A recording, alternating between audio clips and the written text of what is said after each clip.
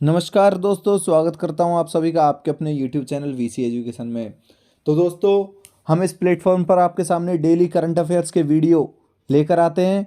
इस वीडियो से संबंधित पीडीएफ के लिए आप प्ले स्टोर से वीसी एजुकेशन ऐप अभी डाउनलोड करें तथा वहां पर आप बिल्कुल निःशुल्क पीडीएफ प्राप्त कर सकते हैं तथा डेली करंट अफेयर्स के वीडियो भी वहां पर उपलब्ध हैं। अगर आप किसी भी प्रतियोगी परीक्षा की तैयारी कर रहे हैं तो वीसी एजुकेशन एप्लीकेशन पर बहुत सारे प्रतियोगी परीक्षाओं की टेस्ट सीरीज आपको मिल जाएंगी, जिनसे आप अपनी तैयारी को और अच्छी कर सकते हैं। तो दोस्तों, आज हम पढ़ेंगे 15 नवंबर 2022 का करंट अफेयर्स कि 15 नवंबर को इस देश दुनिया भारत में क्या हुआ था।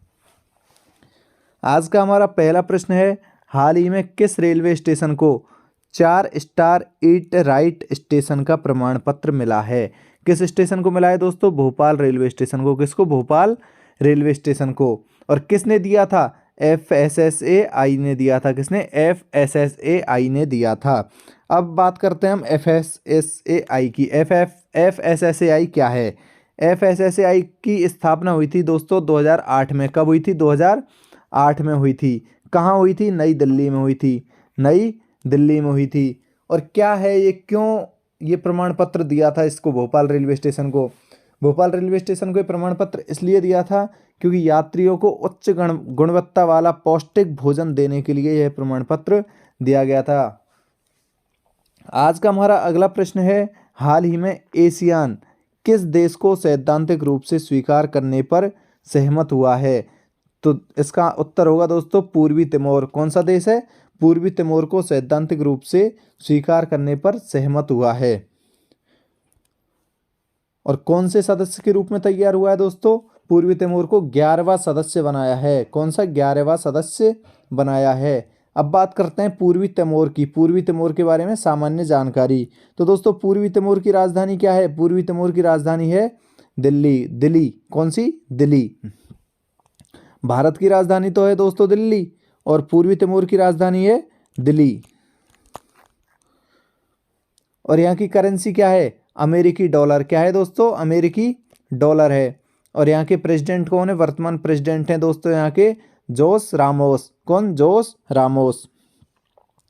अब जब एशियान की बात आ जाती है दोस्तों, तो एशियान की फुल फॉर्म भी हमें पता होनी चाहिए। एशियान की फुल फॉर्म होती है दोस्तों association of south east Asian Nations. आज का हमारा अगला प्रश्न है, हाल ही में सेना प्रमुख जनरल मनोज पांडे, अभी जो जनरल मनोज पांडे जी बने हैं, किस देश की 4 दिवसीय यात्रा पर गए हैं? दोस्तों, फ्रांस की 4 दिवसीय यात्रा पर गए हैं। कौन? जनरल मनोज पांडे। जनरल मनोज पांडे कौन है? सेना प्रमुख। अब बात करते हैं फ्रांस की। तो फ्रांस की राजधानी क्या है दोस्तों? पेरिस। फ्रांस की राजधानी क्या है? पेरिस। और यहाँ की करेंसी क्या है? यूरो। फ्रांस की करेंसी क्या है दोस्तों? यूरो। यहाँ के वर्तमान प्रेसिडेंट कौन है दोस्तों? Emmanuel Macron. इमैनुअल मैक्रो हैं यहाँ के फ्रांस के वर्तमान प्रेसिडेंट। हमारा अगला प्रश्न है दोस्तों, किस राज्य सरकार ने आईसीसीआर के साथ समझौता किया? आईसीसीआर के साथ समझौता किया है दोस्तों बिहार ने। किसने? बिहार ने किया है। बात करते हैं बिहार की। तो बिहार की राजधानी क्या है? बिहार की राजधानी है पटना। बिहारी बाबू। कौन है? बिहारी बाबू। क्या है? पटना है बिहार की राजधानी। और यहाँ के मुख्यमंत्री कौन है? यहाँ के मुख्यमंत्री हैं नीतीश कुमार। कौन है? नीतीश कुमार। अब बिहार के बारे में और भी हम कुछ जानकारी प्राप्त करते हैं, जैसे कि गृह मंत्री अमित शाह। भारत के गृह मंत्री कौन है दोस्तों? अमित शाह। ये प्रश्न भी आपका यहाँ से क्लियर होता है। गृह मंत्री अमित शाह ने बिहार के सारण में लोकनायक जयप्रकाश नारायण की प्रतिमा का अनावरण किया है। किसकी? जयप्रकाश नारायण की प्रतिमा का अनावरण किया है। कहाँ? बिहार के सारण नामक स्थान पर लोकनायक जयप्रकाश नारायण की प्रतिमा का अनावरण किया है। किसने? गृह मंत्री अमित शाह ने। और फ्लिपकार्ट ने बिहार राज्य कौशल विकास मिशन के साथ समझौता किया है। क्या?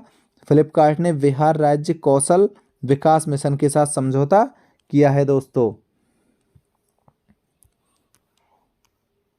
और भी कुछ जानकारी प्राप्त करते हैं। बिहार सरकार ने स्कूलों में अनिवार्य खेल पीरियड को अनिवार्य किया है। और नो बैग डे शुरू करने का फैसला किया है। किसने? बिहार सरकार ने। अनिवार्य खेल पीरियड और नो बैग डे। उस दिन कोई भी बच्चा बिना बैग के स्कूल जाएगा। नेक्स्ट, बिहार की खगोलीय वेधशाला को यूनेस्को की महत्वपूर्ण संकटग्रस्त विरासत वेधशालाओं में शामिल किया गया। क्या? बिहार की खगोलीय वेधशाला को यूनेस्को की महत्वपूर्ण संकटग्रस्त विरासत वेधशालाओं में शामिल किया गया है। आज का हमारा 5वां प्रश्न है दोस्तों, हाल ही में कबड्डी विश्व कप 2025 की मेजबानी कौन करेगा? कबड्डी विश्व कप 2025 की मेजबानी दोस्तों ब्रिटेन करेगा। कौन? ब्रिटेन करेगा कबड्डी विश्व कप 2025 की मेजबानी। अगला प्रश्न है, हाल ही में केविन कॉनरॉय का निधन हुआ। जो कौन थे? केविन कॉनरॉय कौन थे दोस्तों? अभिनेता थे। कौन थे? अभिनेता थे केविन कॉनरॉय। अगला प्रश्न है, हाल ही में आईबीएसए नेत्रहीन फुटबॉल महिला एशियाई चैंपियनशिप 2022 की मेजबानी कौन करेगा? कौन करेगा दोस्तों? आई से पता चल रहा है, आई से इंडिया करेगा। किसकी? आईबीएसए नेत्रहीन फुटबॉल महिला एशियाई चैंपियनशिप 2022 की मेजबानी कौन करेगा? इंडिया करेगा। आई से पता चल रहा है क्या? इंडिया। अब बात करते हैं हम आईबीएसए क्या है दोस्तों? आईबीएसए की फुल फॉर्म होती है दोस्तों, I for India, B for Brazil, S for South और ए फॉर अफ्रीका। मतलब इंडिया, ब्राज़ील, साउथ अफ्रीका। ये एक अंतर्राष्ट्रीय संगठन है। क्या? आईबीएसए एक अंतर्राष्ट्रीय संगठन है दोस्तों।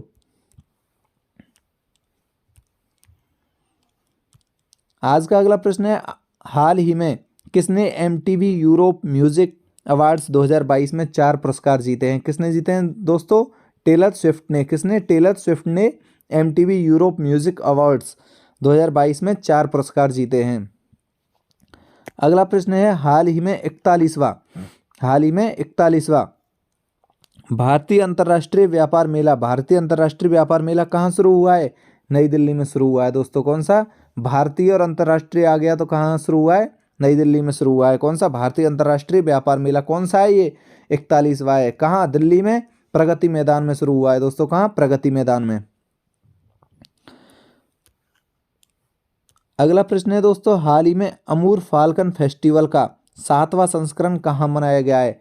हाल ही में अमूर फाल्कन फेस्टिवल का 7वां संस्करण कहाँ मनाया गया है दोस्तों? मणिपुर में मनाया गया है। कहाँ मनाया गया है? मणिपुर से एक चीज़ और याद आती है दोस्तों, क्या? मणिपुर फॉर मीराबाई चानू। मणिपुर फॉर मीराबाई चानू। मीराबाई चानू भी कहाँ की रहने वाली थी? मणिपुर की। मीराबाई चानू कौन थी? कॉमनवेल्थ गेम्स में प्रथम स्वर्ण पदक विजेता, भारत को पहला स्वर्ण पदक दिलाने वाली। अब बात करते हैं इसमें अमूर फाल्कन, जब नाम आ गया तो अमूर फाल्कन क्या है? अमूर फाल्कन कौन है दोस्तों? अमूर फाल्कन मतलब सबसे लंबे समय तक उड़ने वाला प्रवासी पक्षी। सबसे लंबे समय तक उड़ने वाला प्रवासी पक्षी। अब जब बात आ गई है दोस्तों मणिपुर के बारे में हमें सामान्य जानकारी प्राप्त होनी चाहिए। जैसे कि मणिपुर की राजधानी क्या है दोस्तों? मणिपुर की राजधानी है इम्फाल। मणिपुर की राजधानी इम्फाल। और यहाँ के सीएम है एन बीरेन सिंह। कौन? मणिपुर के एन बीरेन सिंह इसके मुख्यमंत्री हैं, चीफ मिनिस्टर हैं।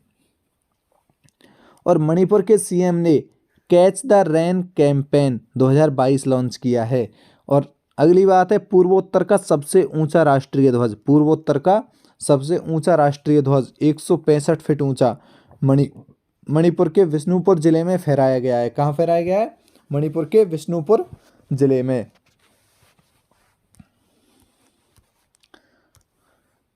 नेक्स्ट, खोंगजोम दिवस 23 अप्रैल को मणिपुर में मनाया गया। कौन सा? खोंगजोम दिवस। और इम्फाल में आम लोगों की शिकायतों के लिए सीएम द हैसी पोर्टल का शुभारंभ हुआ है। इम्फाल में आम लोगों की शिकायत के लिए कौन सा? सीएम द हैसी। और मणिपुर में ही लाई हरोबा त्यौहार मनाया गया और मणिपुर में ही संगई महोत्सव भी मनाया गया है। और मैंने नाम लिया था अभी मीराबाई चानू। दोस्तों मीराबाई चानू के ऊपर भी एक प्रश्न आ गया है। मीराबाई चानू को एएसपी नियुक्त किया गया है वर्तमान में। अभी मणिपुर का एएसपी नियुक्त किया गया है। किसको? मीराबाई चानू को। आज का अगला प्रश्न है, हाल ही में भारत फ्रांस संयुक्त वायु अभ्यास का 7वां संस्करण कहाँ संपन्न हुआ है दोस्तों? जोधपुर में संपन्न हुआ है। कहाँ? जोधपुर में। भारत फ्रांस संयुक्त वायु अभ्यास का 7वां संस्करण जोधपुर में मतलब गरुड़ 7। अगला प्रश्न है, हाल ही में किस वर्ष को आसियान भारत मैत्री वर्ष के रूप में घोषित किया गया है? दोस्तों 2022 को आसियान भारत मैत्री वर्ष के रूप में घोषित किया गया है। क्यों घोषित किया गया है? क्योंकि 2022 में इसके 30 वर्ष पूर्ण हो गए, इसलिए इसको भारत आसियान मैत्री वर्ष के रूप में घोषित किया गया है। किसको? 2022 को। अगला प्रश्न है, हाल ही में किस राज्य ने वर्ल्ड ट्रेवल मार्ट में रिस्पॉन्सिबल टूरिज्म ग्लोबल अवार्ड जीता है? रिस्पॉन्सिबल टूरिज्म ग्लोबल अवार्ड जीता है किसने? केरल सरकार ने जीता है, केरल राज्य ने जीता है। दोस्तों किसने? केरल राज्य ने। अब जब केरल की बात आ गई तो केरल के बारे में सामान्य जानकारी, जैसे केरल की राजधानी में पहले भी बता चुका हूँ, तिरुवनंतपुरम। कौन सी? तिरुवनंतपुरम। और यहाँ के मुख्यमंत्री, यहाँ के चीफ मिनिस्टर कौन है दोस्तों? पिनरई विजयम। केरल के मुख्यमंत्री पिनरई विजयन।